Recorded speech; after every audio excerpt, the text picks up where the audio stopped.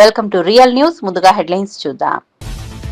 Civils 2024 విజేతలకు సన్మాన కార్యక్రమంలో పాల్గొన్న బట్టి కోమిటిరెడ్డి నిస్సహాయులకు సేవ చేయడం లక్ష్యంగా పెట్టుకోవాలని వెల్లడి. పోలింగ్ బూత్లను మార్చడం వల్ల ఎవరి ఓటు ఎక్కడుందో అర్థం కాని పరిస్థితి ఉందన్న అవినాష్. టీడీపీ నేతలు డబ్బులు పంచుతున్నారని ఆరోపణ. నల్లపరెడ్డిపల్లెకు బయటి వ్యక్తులు భారీగా వచ్చారన్న అవినాష్. రాహుల్ గాంధీ అరెస్ట్, ఢిల్లీలో హైటెన్షన్. ఈసీ కార్యాలయానికి కూటమి ఎంపీల ర్యాలీ, అడ్డుకున్న పోలీసులు. ఖర్గే, అఖిలేష్ యాదవ్ సహా పలువురి అరెస్ట్. ప్రత్యేక బస్సుల్లో పోలీస్ స్టేషన్ కు తరలించిన పోలీసులు. కందుల దుర్గేష్ తో భేటీ అయిన సినీ నిర్మాతలు. ఏపీలో సినీ పరిశ్రమ అభివృద్ధికి సంబంధించిన విషయాలపై చర్చ. ప్రభుత్వం నుంచి సహకారం అందిస్తామన్న మంత్రి. ఇక వార్త వివరాల్లోకి వెళ్తే, తెలంగాణ రాష్ట్ర ప్రభుత్వం సివిల్ సర్వీసెస్ లో రాష్ట్ర ప్రతిభను ప్రోత్సహించడానికి ప్రత్యేక కార్యక్రమాలను అమలు చేస్తోంది. రవాణా, బీసీ సంక్షేమ శాఖ మంత్రి పొన్నం ప్రభాకర్ గౌడ్ ఈ విషయాన్ని వెల్లడించారు. ఆయన మాట్లాడుతూ రాష్ట్ర ప్రభుత్వంపై ఒత్తిడి తగ్గించడంతో పాటు తెలంగాణ యువతకు ప్రభుత్వ రంగంలో అవకాశాలను పెంచాలని ముఖ్యమంత్రి కల్వకుంట్ల చంద్రశేఖరరావు నిర్ణయించారు. ఇందులో భాగంగా ప్రత్యేక శిక్షణ కార్యక్రమాలు, విద్యార్థులకు మార్గదర్శకతను అందించడం, సివిల్ సర్వీసెస్ పరీక్షలకు సమర్థతను పెంపొందించేందుకు చర్యలు తీసుకుంటామన్నారు. మంత్రి యువతకు ఈ అవకాశాలను అందించి వారి ప్రతిభను ప్రోత్సహించాలనే సంకల్పంతో ఈ ప్రణాళికలను అమలు చేస్తున్నట్టు చెప్పారు. తప్పకుండా ఈరోజు తెలంగాణ ప్రభుత్వ ఆకాంక్ష, రెండు తెలుగు రాష్ట్రాల నుంచి, ముఖ్యంగా తెలంగాణలో ఉన్నటువంటి అనేక మంది సివిల్ సర్వీసెస్కు సంబంధించి శిక్షణ పొందేటువంటి విద్యార్థులంతా ఈ దేశ అత్యున్నతమైనటువంటి యొక్క స్థానాన్ని అధిరోహించడానికి మీకు ప్రభుత్వం తరఫున కూడా అండగా ఉండాలి అనే ఒక ఆలోచనతోటి ఈ కార్యక్రమం తీసుకుంటా ఉన్నాం. మీరు కష్టపడుతున్నటువంటి దాంట్లో ఇది పాత్ర చాలా చిన్నదే కావచ్చు, కానీ ఒక సంతృప్తికరంగా ఒక ప్రోత్సాహాన్ని ఇచ్చేటువంటి సందర్భంలో మన మీద బాధ్యతను ప్రభుత్వం కూడా మాకు సహకారం చేస్తూ ఉంది, దీన్ని అచీవ్మెంట్ చేయాలి అని ఎక్కువగా శ్రమపడడానికి అవకాశం ఉంటుంది అనుకునేటువంటి ఆలోచనతో ఉన్నాం. ఈరోజు తప్పకుండా తెలంగాణ గౌరవాన్ని దేశ స్థాయిలో ఇంపజేయడానికి, మిమ్మల్ని కన్న తల్లిదండ్రులకు ఒక గౌరవాన్ని పెంపొందించే దిశగా మీరు ఏ గ్రామంలో, ఏ మండలంలో, ఏ జిల్లా నుంచి పుట్టొచ్చినారో ఆ ప్రాంతానికి పేరు తెచ్చే విధంగా ఈరోజు చూస్తూ ఉంటాం. ఎవరైనా ఏదైనా ఉన్నత స్థానానికి వెళ్తే అక్కడ ఉండబడేటువంటి Bhuvanagiri MP Chamala Kiran Kumar Reddy election commission పై చర్చకు డిమాండ్ చేసి నిర్బంధించడం అమానుషమని అన్నారు. ఆయన మాట్లాడుతూ ఎన్నికల కమిషన్ పై ప్రశ్నలు ఎదురైనప్పుడు ప్రజలు తమ అనుమానాలను, ప్రశ్నలను ప్రస్తావించడంలో తప్పులేదు, కానీ దానికి ప్రభుత్వం నిర్బంధంలో స్పందించడం అందుకు తగ్గ ప్రవర్తన కాదని చెప్పారు. దేశ ప్రజలకు వారి హక్కులపై చర్చ చేసే సౌకర్యం ఇవ్వాలని ఆయన విజ్ఞప్తి చేశారు. ప్రజాస్వామ్య దేశంలో ఎవరూ తమ అభిప్రాయాలను వ్యక్తం చేయడం వల్ల అరాచకాలు జరగబోనియడం లేదని స్పష్టం చేశారు. కమిషన్ స్పెషల్ ఇంటెన్సివ్ రివిజన్ కి వ్యతిరేకంగా ఇండియా కూటమి పార్లమెంట్ సభ్యులు అందరం కూడా పార్లమెంట్ నుంచి ఒక ర్యాలీగా ఇక్కడికి వచ్చినాం. ఇక్కడ మమ్మల్ని పీటీఐ బిల్డింగ్ ముందు మమ్మల్ని రాయసీన రోడ్, మన ప్రెస్ క్లబ్ పోయే, కాన్స్టిట్యూషన్ క్లబ్ పోయే దారిలో మమ్మల్ని అరెస్ట్ చేసి బస్సులో ఎక్కడం జరిగింది. పోలీస్ స్టేషన్ తీసుకెళ్తున్నారు. డెఫినెట్ గా నరేంద్ర మోడీ గారిని మేము పదే ఎలక్షన్ కమిషన్ పై చర్చ చేయాలని కోరుకున్నాం. చర్చ చేయకుండా మమ్మల్ని ఇలా అరెస్ట్ చేయడం ఇది ప్రజాస్వామ్యంలో ప్రతిపక్ష పార్టీలను. కాంగ్రెస్ అగ్రనేత, ప్రతిపక్ష నేత రాహుల్ గాంధీని అరెస్ట్ చేశారు. ఆయనతో పాటు ప్రియాంక గాంధీ మరియు సమాజ్వాదీ పార్టీ నేత అఖిలేష్ యాదవ్ కూడా అరెస్ట్ అయ్యారు. గడిచిన లోక్సభ ఎన్నికల్లో ఓట్ల చోరీ జరిగిందంటూ విపక్ష ఎంపీలు నిరసన వ్యక్తం చేశారు. ఈ సంఘటనతో పార్లమెంటు ముందు ఉద్రిక్త వాతావరణం నెలకొంది.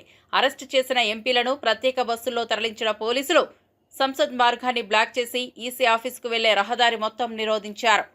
ఈ కూటమి నేతల అరెస్టుతో పార్లమెంటు వద్ద తీవ్ర ఉద్రిక్తత ఏర్పడింది. ప్రభాస్ పెళ్లి గురించి ప్రభాస్ పెద్దమ్మ శ్యామలాదేవి కీలక వ్యాఖ్యలు చేశారు. ఆమె మాట్లాడుతూ ప్రభాస్ కు తప్పకుండా పెళ్లి అవ్వాలని స్వామివారిని మనస్ఫూర్తిగా కోరుకున్నారని చెప్పారు. కుటుంబ సభ్యులా కాదా అన్నది తెలీదు, కానీ ప్రభాస్ కు పెళ్లి మాత్రం జరుగుతుందని ఆమె పేర్కొన్నారు. ఈ వ్యాఖ్యలు ప్రభాస్ అభిమానులలో సంచలనం రేపాయి. ప్రభాస్ పెళ్లిపై ఇప్పటికే అనేక వార్తలు చర్చకు వచ్చిన శ్యామలాదేవి చేసిన ఈ వ్యాఖ్యలు మరింత ఆసక్తిని కలిగించాయి.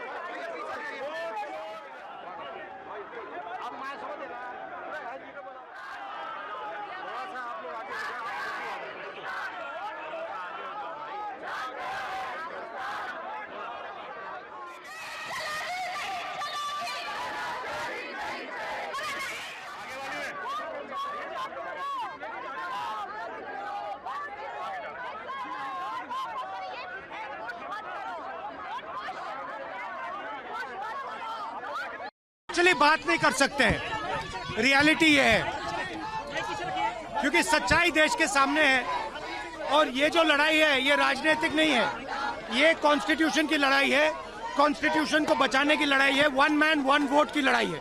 इसीलिए हमें साफ प्योर वोटर लिस्ट चाहिए।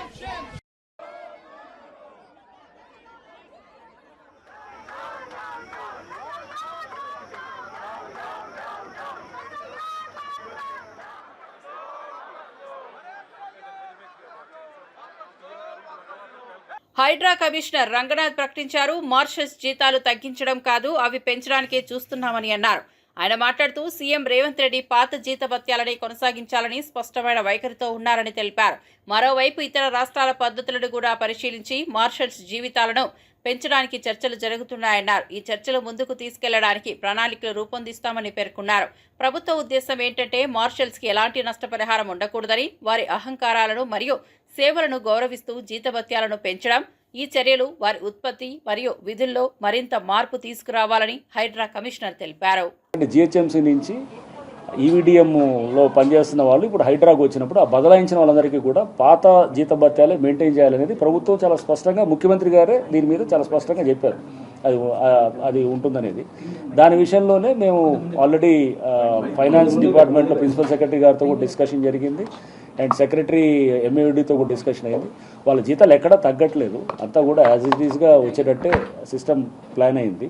వాళ్ళ కొంత కమ్యూనికేషన్ గ్యాప్ తోటి వాళ్ళు తగ్గుతుందేమనే భావనలో ఉన్నారు, ఎక్కడా తగ్గట్లేదు.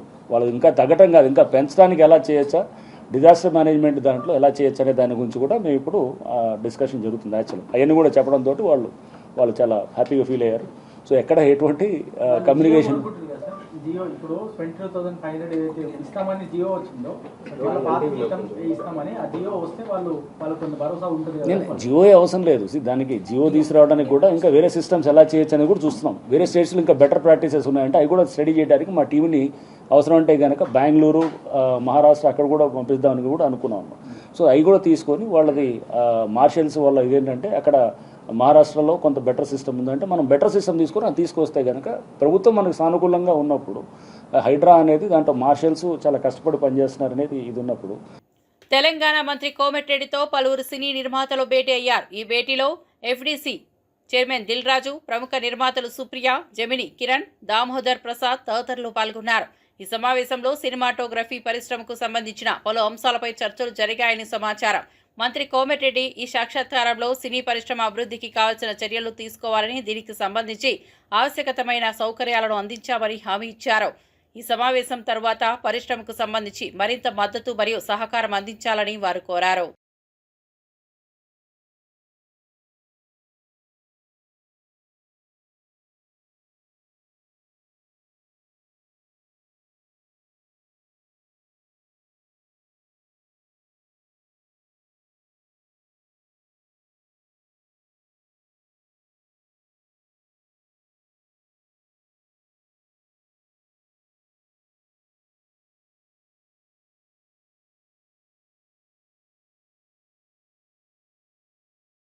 రాష్ట్ర ప్రభుత్వం తీసుకొచ్చే అభివృద్ధి మరియు సంక్షేమ కార్యక్రమాలను అమలు చేయడం ప్రధానంగా బ్యూరోక్రాట్ల బాధ్యత అని ఉప ముఖ్యమంత్రి బట్టి విక్రమార్క పేర్కొన్నారు. ఆయన మాట్లాడుతూ సివిల్ సర్వీసెస్ అధికారుల సేవలు చిరస్థాయిలో నిలిచిపోతాయని చెప్పారు. హైదరాబాద్ ప్రజాభవన్లో సివిల్స్ మెయిన్స్కు ఎంపికైన అభ్యర్థులకు రాజీవ్ గాంధీ సివిల్స్ అభయహస్తం పథకం కింద ₹1,00,000 చెక్కులు పంపిణీ చేశారు. గత ఏడాది సివిల్స్ పరీక్షల్లో విజేతలైన 140 మందికి ఆర్థిక సాయం అందించినట్లు బట్టి తెలిపారు. ఈసారి ఆ సంఖ్య మరింత పెరిగే అవకాశం ఉందని ఆశాభావం వ్యక్తం చేశారు. ఈ కార్యక్రమంలో మంత్రులు పొన్నం ప్రభాకర్, కోమటిరెడ్డి వెంకటరెడ్డి కూడా పాల్గొన్నారు. కేవలం ఐఏఎస్ ఆఫీసర్ అంటే ఆ ఐఏఎస్ ద్వారా వచ్చేటువంటి కలెక్టర్ ఉద్యోగమో లేకపోతే మిగతా బాధ్యతలు మాత్రమే కాదు, దాని ద్వారా వచ్చేటువంటి బాధ్యతతో మీరు ఈ సమాజానికి ఎంత గొప్పగా సేవ చేస్తూ ఉన్నారనేటువంటి ఆలోచన ప్రతినిత్యం మీలో ఉన్నప్పుడు నిస్సహాయులకి రాష్ట్ర ప్రభుత్వాలు తీసుకొచ్చేటువంటి సంక్షేమ కార్యక్రమాలు కానీ లేకపోతే అభివృద్ధికి సంబంధించినటువంటి ఇతర డెవలప్మెంటల్ యాక్టివిటీస్ సంబంధించినటువంటి వాటి కానీ పూర్తి స్థాయిలో డెలివరీ మెకానిజం ద్వారా మీరు అమలు చేసినప్పుడే ఆ రాష్ట్ర ప్రభుత్వాలు ఎంచుకున్న లక్ష్యాలు పూర్తి స్థాయిలో నెరవేరటానికి అవకాశం ఉంటుంది. లక్ష్యాలు ఎంత గొప్పగా ఉన్నా అమలు చేయాలనేటువంటి తపన మా అందరికీ పొలిటికల్ ఎగ్జిక్యూటివ్స్కి ఉన్నా దాన్ని ఆ డెలివరీ మెకానిజంలో ఉన్నటువంటి ప్రధాన భూమిక మీలో నిబద్ధత లోపిస్తే ఆ లక్ష్యాలను మేము చేరుకోలేము. మీ ముందు చాలా ఛాలెంజెస్ ఉండొచ్చు. ప్రతి ఛాలెంజ్ కూడా ఈ సమాజ అభివృద్ధికి ఉపయోగపడే విధంగా మీరు అడుగులు ముందుకు వేసుకుంటూ పోతే మీకు కలిగేటువంటి తృప్తి బహుశా మిగతా దేంట్లో కూడా కలగదు. ఆ స్థాయిలోనే మీరు అడుగులు ముందుకు వేసుకుంటూ వెళ్ళాలని బలంగా మేము కోరుకుంటూ ఈ 178 మందికి ఈరోజు మీరు ఉత్తీర్ణులై ఈ 178 మంది భారతదేశ వ్యాప్తంగా అక్కడక్కడ ఉన్నత పదవుల్లో ఉండి మీరు ఈ తెలంగాణ రాష్ట్ర అభివృద్ధి కోసం పెద్ద ఎత్తున ఎదగాలని మనస్ఫూర్తిగా రాష్ట్ర ప్రభుత్వం తరఫున నేను కోరుకుంటున్నాను. కాంగ్రెస్ ప్రభుత్వ వైఫల్యం కారణంగా తెలంగాణ ఆర్థిక పరిస్థితి దెబ్బతింటోందని బీఆర్ఎస్ కార్యనిర్వాహక అధ్యక్షుడు కేటీఆర్ ఆరోపించారు. ఆయన మాట్లాడుతూ 6 గ్యారంటీలు ఇచ్చిన కాంగ్రెస్ ఆర్థిక రంగానికి తీరని నష్టం చేసిందని ఆక్షేపించారు. తెలంగాణ ప్రభుత్వ ఆదాయం తగ్గిపోతుండటంతో పాటు అప్పులు పెరిగిపోతున్నాయని, ఇది కాంగ్రెస్ ప్రభుత్వ అసమర్థతకు నిదర్శనమని కేటీఆర్ తెలిపారు. సామాజిక మాధ్యమం ఎక్స్లో ఈ విషయాన్ని స్పష్టం చేస్తూ ఇలాంటి దుస్థితి వస్తుందని ఎప్పుడూ ఊహించలేదని ఆయన అన్నారు. 2005-2006 బడ్జెట్లో 2,738 కోట్ల మిగులు చూపించిన మొదటి త్రైమాసికం ముగిసేసరికి 10,583 కోట్ల రెవెన్యూ లోటు నమోదైందని ఆయన పేర్కొన్నారు. వ్యవసాయ శాఖ మంత్రి తుమ్మల నాగేశ్వరరావు రైతులకు ఉద్యాన పంటలు సాగించి స్థిరమైన ఆదాయం పొందాలని సూచించారు. ప్రకృతి విపత్తులు, చీడపీడలకు తట్టుకునే ఆయిల్ ఫామ్ సాగు చేసి అధిక లాభాలు గడించవచ్చని అన్నారు. ములుగు జిల్లా ఇంచెళ్ల గ్రామ శివార్లో 12 ఎకరాల్లో ఆయిల్ ఫామ్ ఫ్యాక్టరీ ప్రారంభానికి మంత్రి సీతక్కతో కలిసి భూమి పూజ చేశారు. ఈ ఫ్యాక్టరీ ములుగు జిల్లాకు ఎంతో అదృష్టమని మంత్రి సీతక్క హర్షం వ్యక్తం చేశారు. ప్రస్తుతం ములుగు జిల్లాలో 3,000 ఎకరాల ఆయిల్ ఫామ్ చోట్ల ఉన్నాయని, ఫ్యాక్టరీ ఆరంభం ద్వారా సాగు మరింత అభివృద్ధి చెందుతుందని అధికారులు అంచనా వేస్తున్నారు.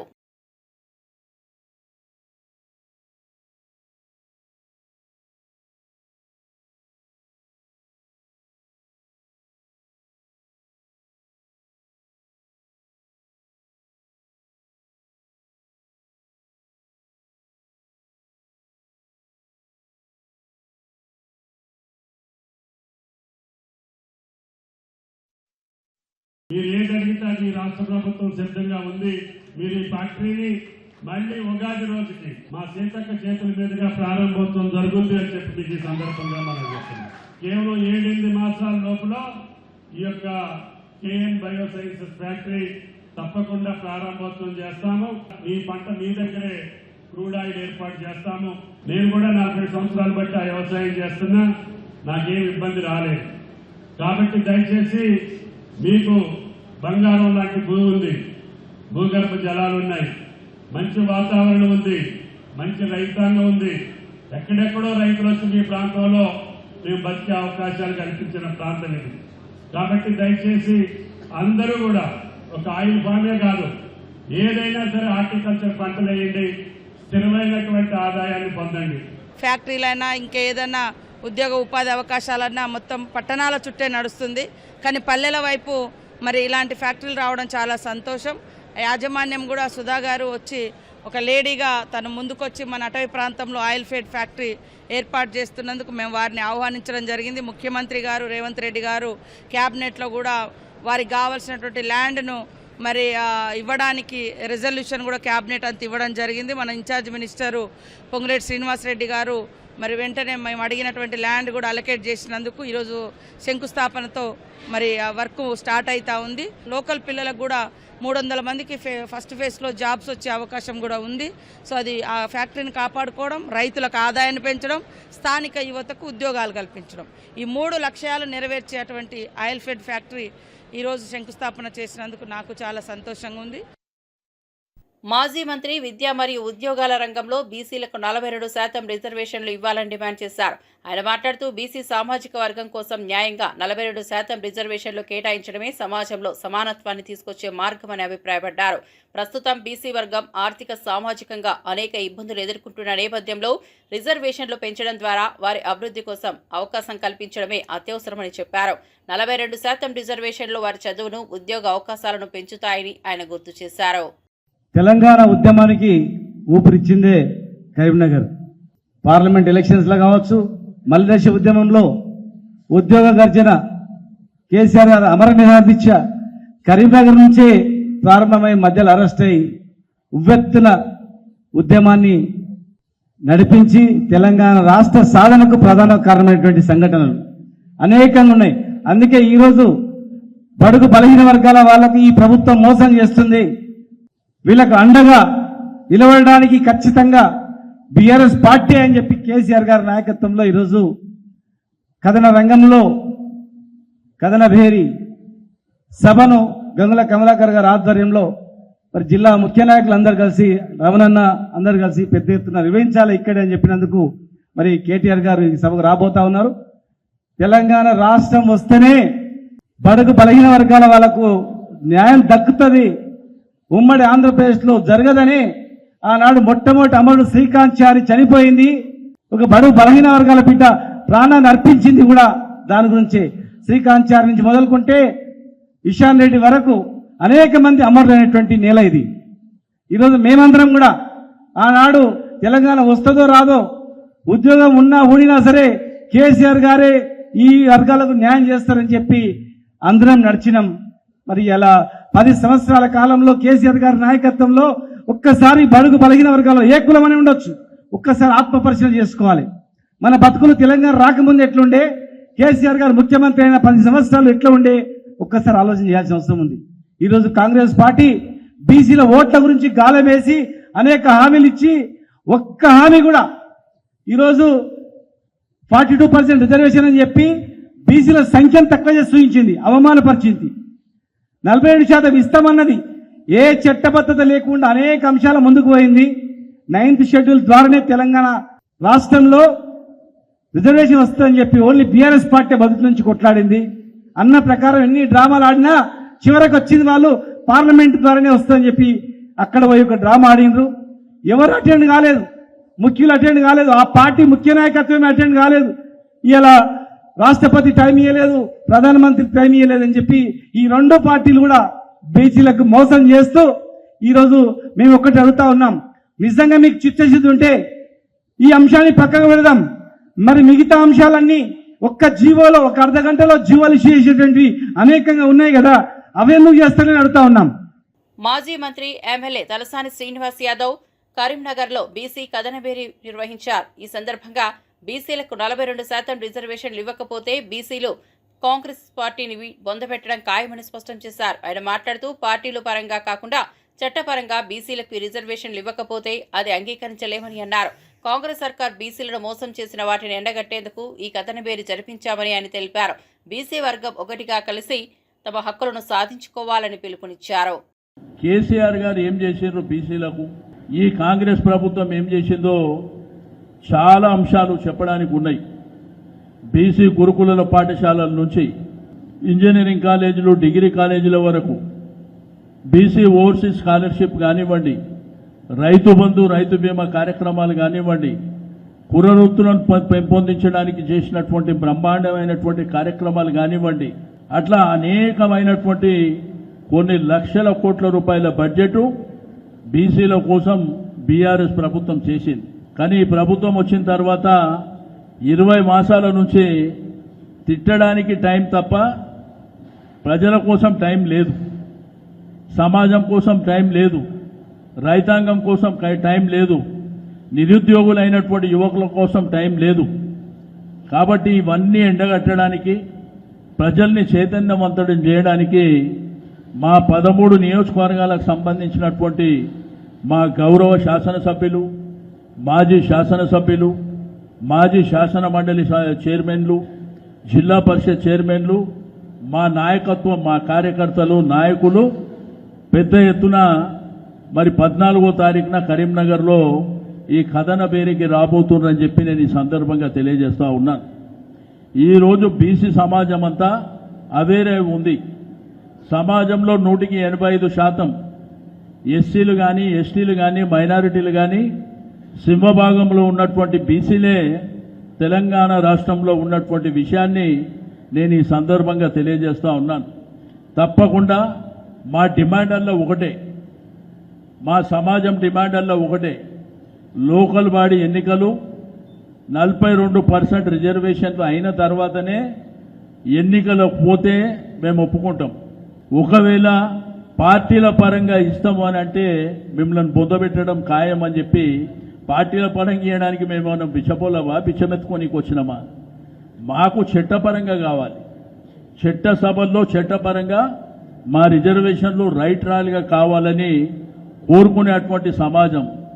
మరి మాకు మా సమాజంలో ఉన్నటువంటి ప్రతి వర్గం కూడా మాకు కావాల్సింది విలువలను కోసం పోరాటం చేసేటువంటి వ్యక్తులం, సమాజంలో మాకంటూ గుర్తింపు కోసం పోరాటం చేసేటువంటి వ్యక్తులం. కాబట్టి ఈ 10 సంవత్సరాల కాలంలో ఒకప్పుడు తెలంగాణ గ్రామీణ ప్రాంతంలో, పట్టణ ప్రాంతాలలో చదువు తక్కువ ఉండే.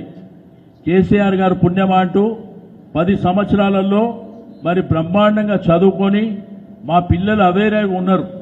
వాళ్ళ హక్కుల కోసం అడిగేటువంటి పరిస్థితుల్లో మరి సమాజం ఉన్నటువంటి సందర్భం. కాబట్టి 14వ తారీఖు నాడు జరిగే సభ కోసం, ఏర్పాట్ల కోసం మా ముఖ్య నాయకులను కలుసుకోవడానికి ఈరోజు కరీంనగర్కు రావడం జరిగింది. తప్పకుండా కాంగ్రెస్ పార్టీని ప్రజలు బొందబెట్టడానికి సిద్ధంగా ఉన్నారు. మీరు చూసిర్రు, మహబూబ్ నగర్లో ఒక మీటింగ్లో ముఖ్యమంత్రి గారికి ఎంత బలుపు ఉంటే, ఒక బట్టలు ఉతికేవానికి నేను ఎమ్మెల్యే చేసిన, ఒక చేపలు పట్టుకునేవాడిని మంత్రి చేసిన అని ఎంత బలం నీకు, ఏ విధమైనటువంటి మరి మీకు రోషము, లేకపోతే అక్కడ ఉన్నటువంటి నాయకత్వం కూడా కాంగ్రెస్ పార్టీ వాళ్ళు ఆలోచించుకోవాల్సినటువంటి అవసరం ఉన్నది. ఎందుకంటే ఒక బాధ్యత గల వ్యక్తుల గురించి అట్లా మాట్లాడతాడా? ఎంత కించపరిచే మాటలు. అంటే చాకలి వాడిని, బట్టలు ఉతుక్కునేవాడిని నేను ఎమ్మెల్యే చేసిన అని మాట్లాడు. ఒక మంత్రి చేపలు పట్టుకుంటే నేను మంత్రి చేసిన అని మాట్లాడి, అంటే ఎంత బల్పు నీకు. కాబట్టి ఇవన్నీ మీరు గుర్తుపెట్టుకోవాల్సినటువంటి అవసరం ఉంది. సమాజం మేల్కోవడానికి సిద్ధంగా ఉంది. తప్పకుండా ఇది కరీంనగర్తోనే కాకుండా అన్ని జిల్లాలో కూడా ఈ యొక్క బీసీ కథన పేరుని విస్తరించి తప్పకుండా ప్రజల్ని చైతన్యవంతం చేసి ఈ ప్రభుత్వాన్ని గద్దె దించే వరకు నిరంతరంగా మేము పోరాటం చేస్తామని చెప్పి నేను ఈ సందర్భంగా తెలియజేస్తా ఉన్నాను. బీసీలకు 42% రిజర్వేషన్లు వచ్చేదాకా కాంగ్రెస్ నాయకుడు రేవంత్ ను వదిలేది లేదని మౌజీ మంత్రి ఎమ్మెల్యే అన్నారు. రేవంత్ బీసీలకు 42% రిజర్వేషన్లు ఇస్తామంటూ ప్రజలను నమ్మించి గద్దెనెక్కినట్లు విమర్శించారు. ఈ నెల 14న కేటీఆర్ ఆధ్వర్యంలో కరీంనగర్ బీసీ కథన పేరు నిర్వహించనున్నారు. బీసీల ఆత్మగౌరవంతో సంబంధం ఉన్న ఈ అంశం కాబట్టి ఈ హక్కులను సాధించేందుకు ఒక్కొక్కటిగా నిలబడాలని పిలుపునిచ్చారు. 14వ తారీఖు మేము కథన పేరు పెడుతున్నాం.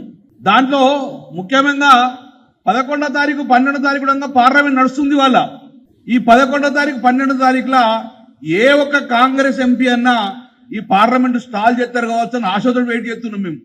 పోనీ కనీసం 0 అవర్ తీసుకొని మైక్ తీసుకొని అడుగుతారా అన్న ఆలోచన చూస్తున్నాం మేము. 100 మంది ఎంపీలు ఉన్నారు. 40% రిజర్వ్ గురించి మైక్ అడగరు, క్వశ్చన్ రేజ్ చేయరు. 100 మంది ఎంపీలు పోడియం దగ్గరకు పోయి స్టాల్ చేసే అవకాశం కూడా రాలేదు ఇంతవరకు. అంటే మీరు కేవలం మొక్కుబడిగా మోసం చేసేందుకు నిదర్శనం. ఆ రోజు 2 ఎంపీలు తెలంగాణ కోసము పోడియం కాడ పోయి స్టాల్ చేస్తే పార్లమెంట్ ఆగిపోయింది. 2 ఎంపీలు తెలంగాణ కోసం కేసీఆర్ గారితో పాటు 2 ఎంపీలు చేస్తే పార్లమెంటు ఆగిపోయింది. 20-25 నిమిషాలు స్టాల్ చేసిర్రు. మరి మీ 100 మంది ఎంపీలు ఈ బీసీల కోసము 1 సెకండ్ స్టాల్ చేసే అవకాశం లేదా? అంటే ఈ మోసం, బూటకం. 5, 6, 7 తారీఖు అనేది బూటకం. ఈ రోజు స్టాల్ చేసిన బూటకం నేను ఒక్కటే చెప్తున్నాను మీరు సూటిగా, మమ్మల్ని మోసం చేస్తే తప్పక తిరుగుబాటు చేస్తాం, 100% తిరుగుబాటు చేస్తాం. మా జాతులను అవమానం చేస్తే తప్పగా మీ మీద తిరుగుబాటు చేస్తాం, మీ పార్టీ మీద, మీ ప్రభుత్వం మీద. అందుకే మమ్మల్ని ఇబ్బంది పెట్టకుండా మాకు ఏదైతే 42% ఇస్తా అని చెప్పి మొత్తం గంపగుతా మా ఓట్లా వేసుకొని నువ్వు గడ్డెనెక్కినవో, నువ్వు ఈ అంశాన్ని వదిలినా నిన్ను మేము వదలం. ఈ బీసీల 42% అంశాన్ని మీరు వదిలిపెట్టినా మేము మాత్రం నిన్ను వదిలిపెట్టే సమస్య లేదు. ఎట్టి బస్సులో సాధించుకునేదాకా కథన పేరు పిలుపుతోటి నీ ఎంబడే పడతాం. కాబట్టి మమ్మల్ని మోసం చేయకండి. డెఫినెట్ గా మా 42% మీరు ఏదైతే కామారెడ్డి డిక్లరేషన్ ఇచ్చిండ్రో అది ఇమ్మీడియట్ ఇవ్వండి. 14వ తారీఖు నాడు సాయంత్రం మధ్యాహ్నం 2 గంటలకు సమావేశంకు ప్రారంభించుకుంటాం. కేటీ రామారావు గారు వస్తుండ్రు, మా రాష్ట్ర వర్కింగ్ ప్రెసిడెంట్ గారు. ఇక్కడ దయచేసి మా ఉమ్మడి జిల్లా యొక్క ఏ సమావేశం అద్భుతంగా సక్సెస్ కాబట్టి దీని ద్వారా రాష్ట్రం మొత్తం కూడా సక్సెస్ కావాలని చెప్పి అనుకుంటూ పత్రికా సోదరులు సహకారం చేయాలి. తెలంగాణలో ఉన్న బీసీ బిడ్డలందరూ కూడా ఆహ్వానం పలుకుతున్నాం, తప్పక రాండి. ఇది పొలిటికల్ పార్టీ ఇష్యూ అయినా కూడా బీసీలకు ఆత్మగౌరవం సంబంధించిన అంశం కాబట్టి తప్పక సక్సెస్ చేయాలని చేసి మనస్ఫూర్తిగా కోరుకున్నాను. జై తెలంగాణ, జై బీసీ. పులివెందులలో ఎన్నోసార్లు ఎన్నికలు జరిగాయి, కానీ ఈసారి ఫస్ట్ టైం పోలింగ్ బూత్ ను అలాగే ఉంచి ఓటర్లని వేరే బూత్ కి బదిలీ చేశారని కడప ఎంపీ వైఎస్ అవినాష్ రెడ్డి ఆరోపించారు. టీడీపీ కార్యకర్తలు ఓటర్లకు డబ్బులు చూపించుకొని వారి వద్ద ఉన్న ఓటర్ స్లిప్ ను బెదిరించి తీసుకుంటున్నారని ఆయన చెప్పారు. ఈ కారణంగా ఓటర్లకు ఏ బూత్ లో ఓటు వేయాలో తెలియని పరిస్థితి ఏర్పడిందని ఆయన పేర్కొన్నారు.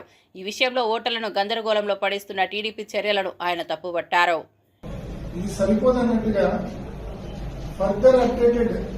కుట్ర ఇంకోటి జరుగుతూ ఉంది. నిన్న రాత్రి నుంచి ఎర్రిపల్లి గ్రామంలో, అదేవిధంగా నలసటిపల్లి గ్రామంలో, కొత్తపల్లి గ్రామంలో టీడీపీ నాయకుడు ఇంటింటికి పోయి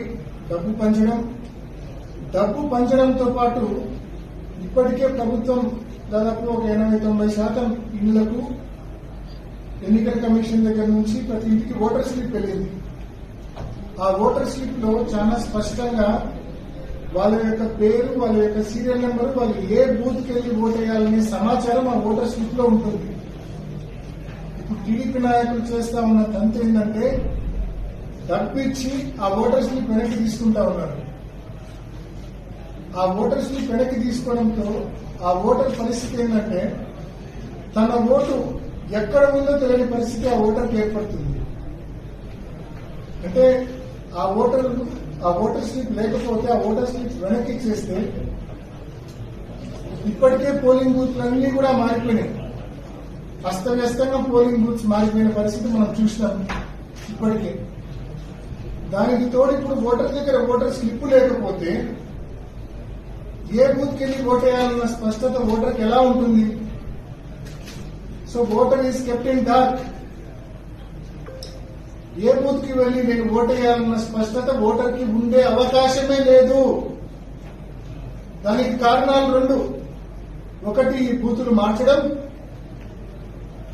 రెండోది ఓటర్ స్లిప్పులు డబ్బులు ఇచ్చి కలెక్ట్ చేసుకోవడం.